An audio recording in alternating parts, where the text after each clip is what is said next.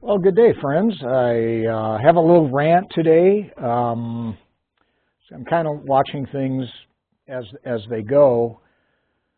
And so I see New York. They've voted for a definite socialist. And we want to weigh, is that good or bad? Okay. Now, I don't want to hear it from you that, oh yeah, you're this or that. I'm going under the premise of what's better for the most people to live their lives. All right, bottom line, I don't care about politics or anything, but we know what works, okay?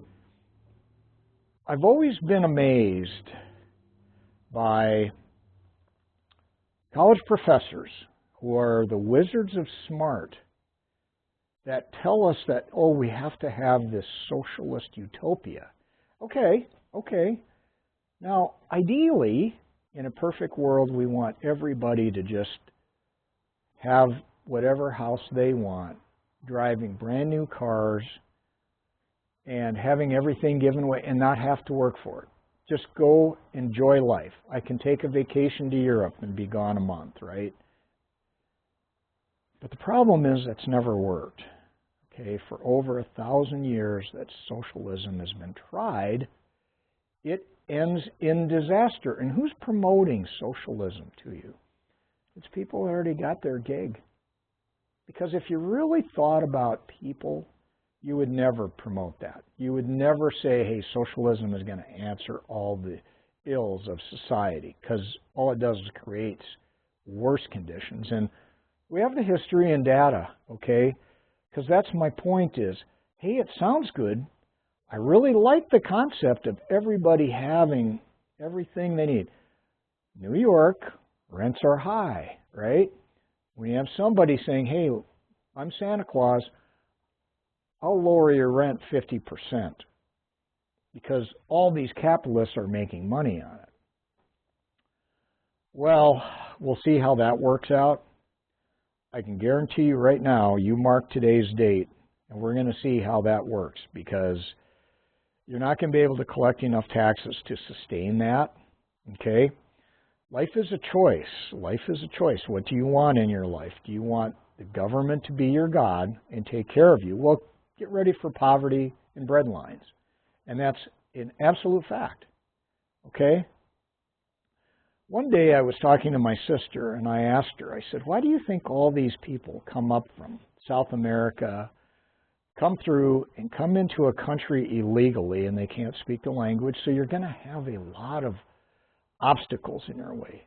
But to leave your entire family, cousins, parents, brothers and sisters, to come in illegally into the United States and live under the shadows of, hey, I've got to be undercover, everything like that. I really don't have the rights, but it's because of opportunity. And she couldn't figure it out. She couldn't answer the question.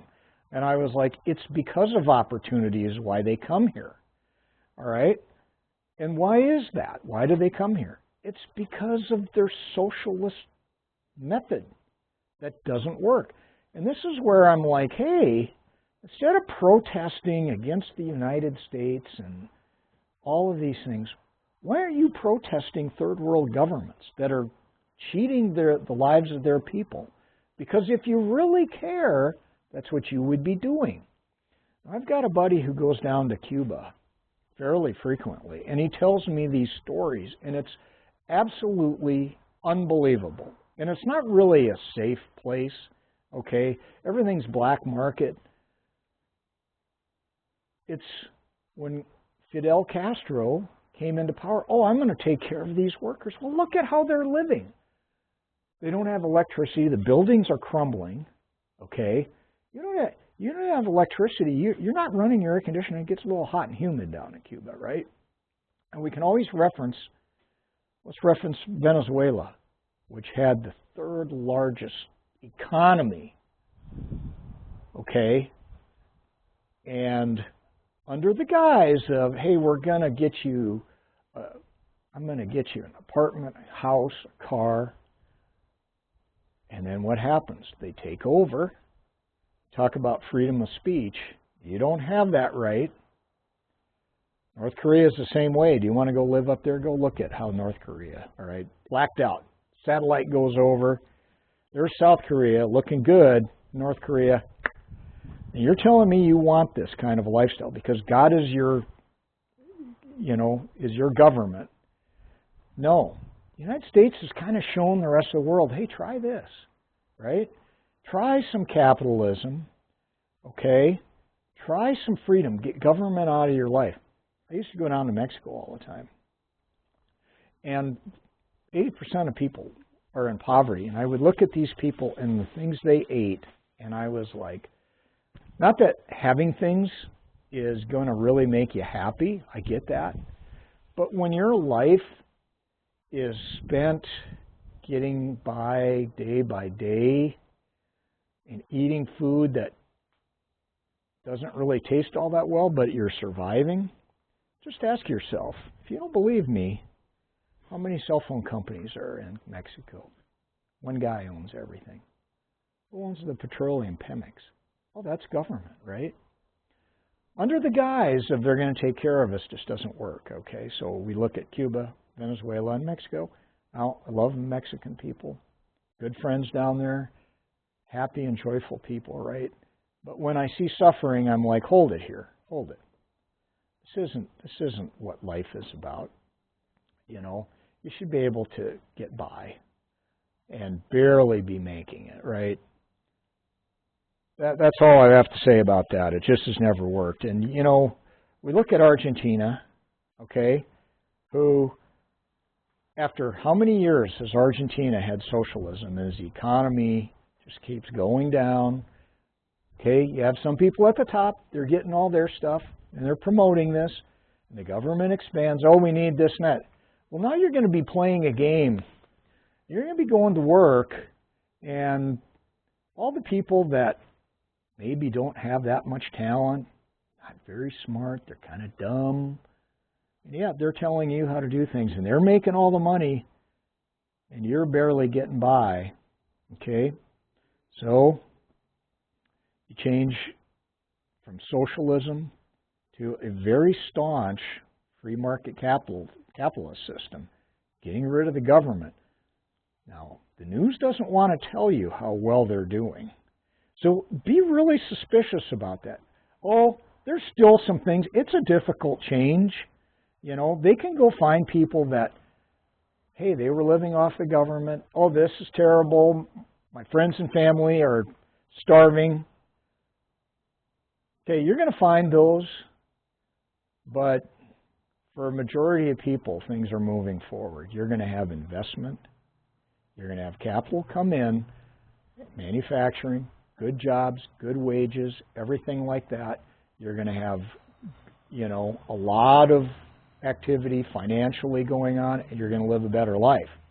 So we're going to watch and see how Argentina turns out, all right? Put that down right now today, because the press isn't down there because they're embarrassed, because they're driven by something I don't quite understand.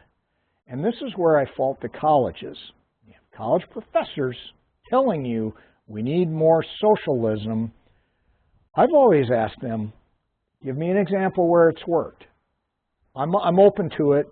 Well, you can tell me all about Sweden or whatever, and you go, well, there's more natural-born Norwegians living in the United States than are actually living in Norway. Why is that? Because the money they make, 90% of it goes to the government, okay? Government can't run anything. Just go down to the DMV. There's good people working at the DMV, but it's the system that shuts you down, right? I mean, that's my rant today, is show me how it works, because in my business, at the end of the day, it's got to benefit everybody, and socialism doesn't do that. You're going to see New York, it's going to fail, and because that's what you get. In over 1,000 years, that's all you ever find. So we can look at El Salvador, and we see how dangerous El Salvador was. okay, before this president was elected down there. It was the most dangerous country in the world. Gangs running rampant. Now, to get in this gang, and you think about this one, I have to go kill my best friend. Now, how whacked out is that when you really think about that? All right? Were they socialists? Yeah. You know, everybody's kind of living their life. It's all grease who. Of course, you know, who's running the show? It's going to be your cartels, everything like that. They've got their money at the expense of this. Guy comes in, cleans it up. This is a lesson for you in the United States, that you have to have laws for civility. And I don't know why they always ignore the people that just want to live their lives and increase their prosperity. Is there anything wrong with that? Okay.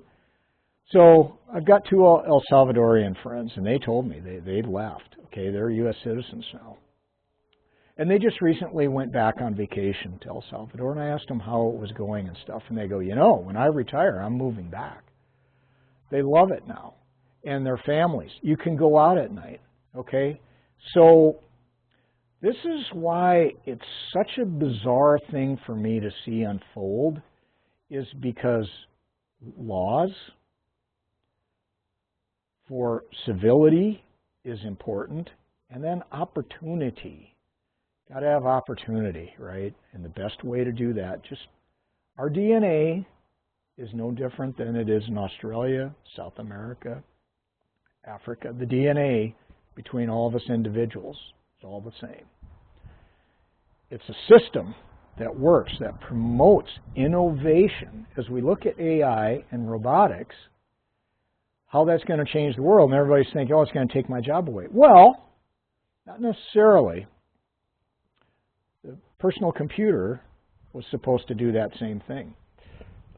And it helped innovate a lot of things. The technology drove a lot of this innovation and everything to make our lives better and more prosperous. And AI will do that same thing. Someone's got to take care of the robots. Oh, by the way, your car might cost half as much and be better built. So we lost some manufacturing jobs, but now all of that, they're selling a lot more cars. You can buy a lot more for the money, but there's still going to be downstream things that are going to be more opportunities, right? Okay? Maybe these robots build a house, and you start that robot on a Friday afternoon, you come back Monday, put some carpet down, you move right in, right? So innovation is one thing that the United States has that socialist countries don't have, okay? And that's why China has a hard time. They put their brightest, I'm sure there's testing and all that, they single those people out, but it's the guy that sits there and goes, I think I got a better way of doing this. Takes the risk, starts his own business, and really innovates. Maybe it's an app. Who knows? It's everything, okay? And you got to let that entrepreneur go work his magic, or him or her, whatever, is to innovate. Socialism does not have that. Communism, same way. Just in 1,000 years, it hasn't worked. So for all you professors out there that are promoting this, I recommend you go see a doctor. I don't know what kind of a doctor can fix you. Maybe it's Kevorkian. Maybe it's that guy. But you're not looking at the facts, and that's really all that matters, because the end result is the most important thing. How does it help the people? And every time you've done socialism, the people get poor. Get your equality. Everybody's poor. The goods and services are in short supply. And that's today's rant.